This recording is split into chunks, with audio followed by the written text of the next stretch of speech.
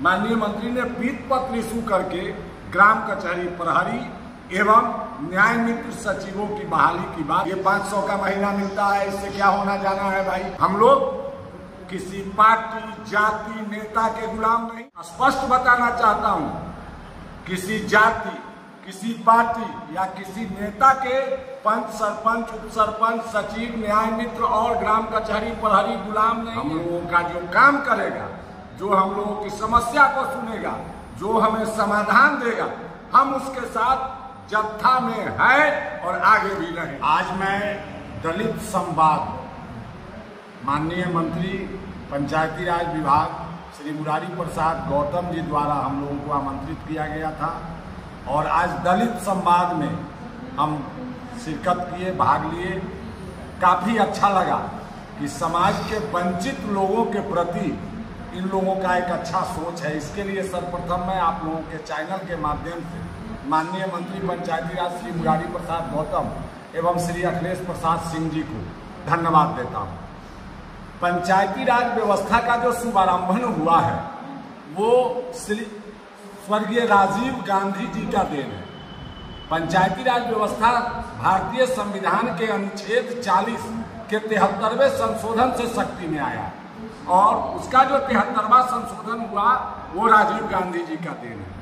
ठीक है, दलगत राजनीति, जातीय व्यवस्था और तरह तरह के प्रोपगंडा के कारण आज पंचायती राज संस्थान के जनप्रतिनिधि और कर्मी कभी इस सरकार में, कभी उस सरकार में, कभी इस दल में, कभी उस दल में जाते हैं और जाते ही रहेंगे। लेकिन जो प्रबुद्ध लोग हैं, जो वास्तविक लोग हैं, जिनकी संख्या हाशिए पर नहीं है, वो एकत्रित हैं, लेकिन इस उबाच बातों में वो महत्व नहीं देते हैं।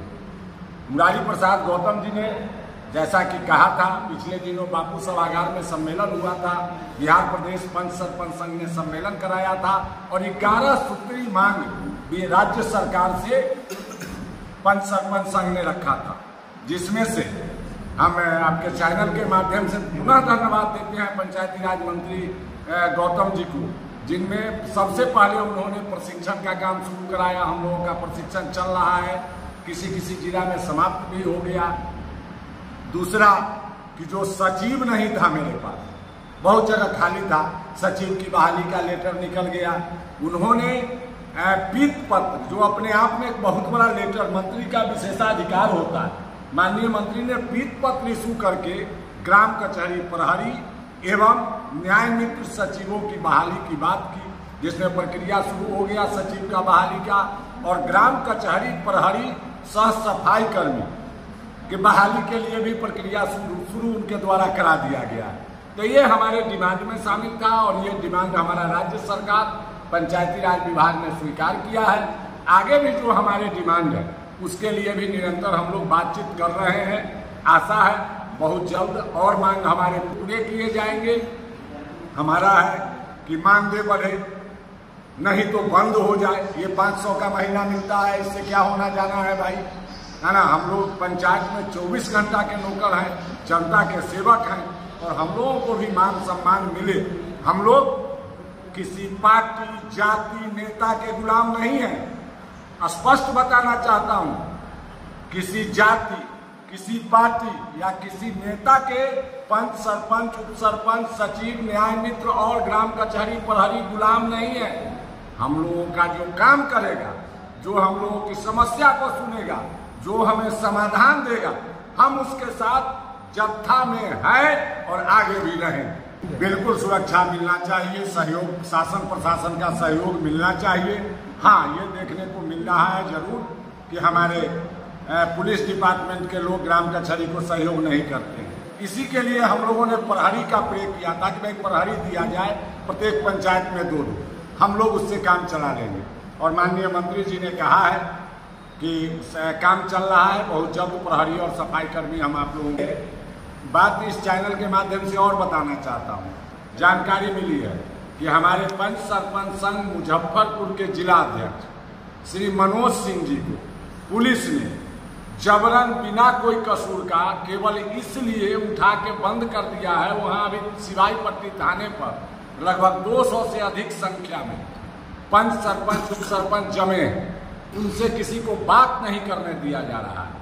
और वहाँ का सिवाई पट्टी का जो थाना अध्यक्ष है वो काफी दबंगता के साथ उनके साथ मिसबिहेव कर रहा है, यहाँ तक कि उनके बहनोई को भी उठा के ले आया है, ऐसा दूरभाष पर सूचना मिली है। मैं मांग करता हूँ आपके चैनल के माध्यम से कि हम ग्राम कचहरी के जनप्रतिनिधि हैं, निर्वाचित जनप्रतिनिधि हैं, शासन प्रशासन का हमें सहयोग मिले, हमारा विरोध और हमको टॉर्चर करने की कोशिश न की जाए, अन्यथा बिहार में एक नई शुभारंभ हो जाएगी बबेला और हम लोग सड़क से सदन तक जाम करने का काम करेंगे। ये मैं एक तरह से सिवाई पट्टी थाना अध्यक्ष को आपके चैनल के माध्यम से स्पष्ट संदेश देना चाहता हूँ।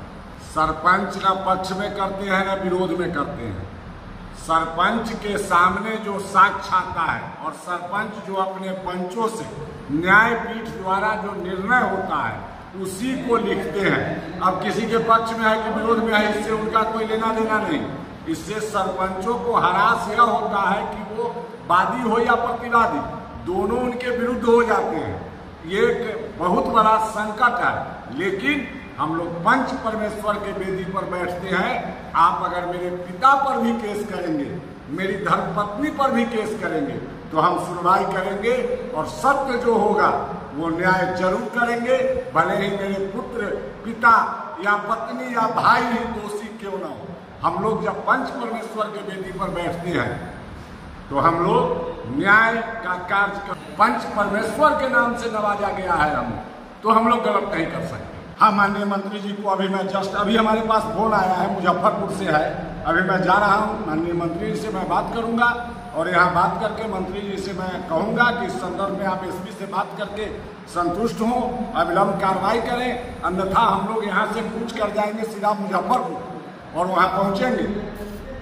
और ये साधारण बात नहीं है, हम लोग हल्के में नहीं है। 85% आबादी का प्रतिनिधित्व करते हैं हम लोग, साथ साथ हमारी संख्या 1.5 लाख से अधिक की है, निर्वाचित जनप्रतिनिधि हैं हम लोग। हमारे एक पंच भी जीत के आते हैं 500 से 1000 की संख्या के बीच से, हमारे एक सरपंच जीत के आते हैं 5000 से 15000 की संख्या के बीच से। हल्का में हम लोगों को लेकर के कोई सरकार और सत्ता नहीं चल सकता, इसलिए कि हम जनप्रतिनिधि और एक सरपंच जीतता है 2000, 4000, 3500 वोट लाके। एक पंच जीतता है, पंच एक वार्ड से 100, 150, 200 वोट लाके हमारा पंच जीतता है, बहुत तो निर्विरोध जीतता है। तो समाज में आखिर उसका पकड़ है तब तो निर्विरोध जीत रहा है, और हमारे साथ जानबूझ के ऐसा किया जा रहा है। अभी चला हुआ है दो कमाने का, पुलिस को कमाने का दो रास्ता, एक बालू और एक दारू। किसी को भी उस नाम पर फंसा दो, झूठ बोल दो, ये सिस्टम चल रहा है, इसका हम विरोध करते हैं और ऐसा नहीं होना चाहिए। हाँ, जो गलत किया है वो मेरा भाई और बाप ही क्यों न हो, उस पर कार्रवाई करो, और जो गलत नहीं किया है उसको परेशान मत करो, इससे सरकार बदनाम होती है।